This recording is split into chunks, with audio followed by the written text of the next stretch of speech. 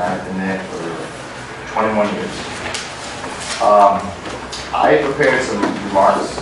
It's kind of interesting when you're sitting there listening to everybody, how you make scribbles and you just make, oh, I should say this, I should say that.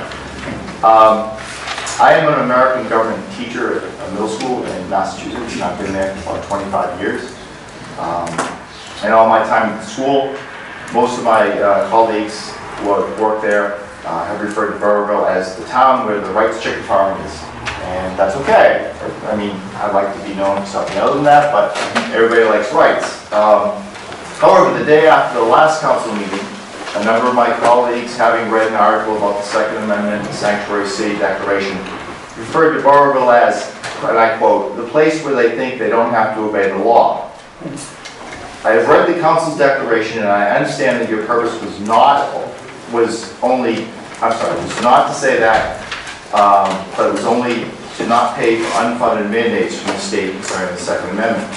However, the perception in which many people, as well as several media sources I have read, is that the purpose of the declaration is to have Burrillville thumb its nose at the laws of the land and to position the council to do the job of the Supreme Court.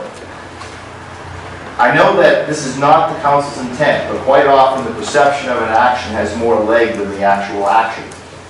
If the perception of the council's declaration is that Burrillville is a community that can selectively enforce the laws, that can judge, indeed, by itself what is unconstitutional, this can only hurt our ability to lure attractive businesses and newcomers to our town.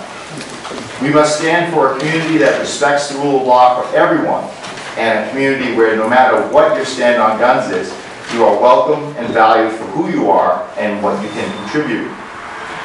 Yes, some people have said the Supreme Court has indeed upheld the right to own a gun. It has also upheld the community's right to regulate that ownership. We can disagree on what is right, what is proper, where we stand on the continuum of gun ownership and on gun regulation. But what we must realize is that we must respect what the Supreme Court says is constitutional. We do not have the right to arbitrarily decide what fits that definition according to what fits our political agenda.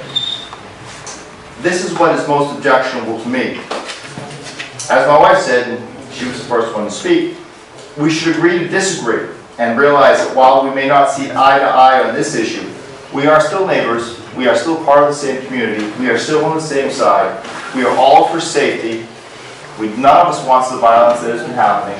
We just may disagree on what the need is or the means is to solve it. And I think that once we realize that we have more in common than we have apart from each other, I think Burrillville will be a better place to live.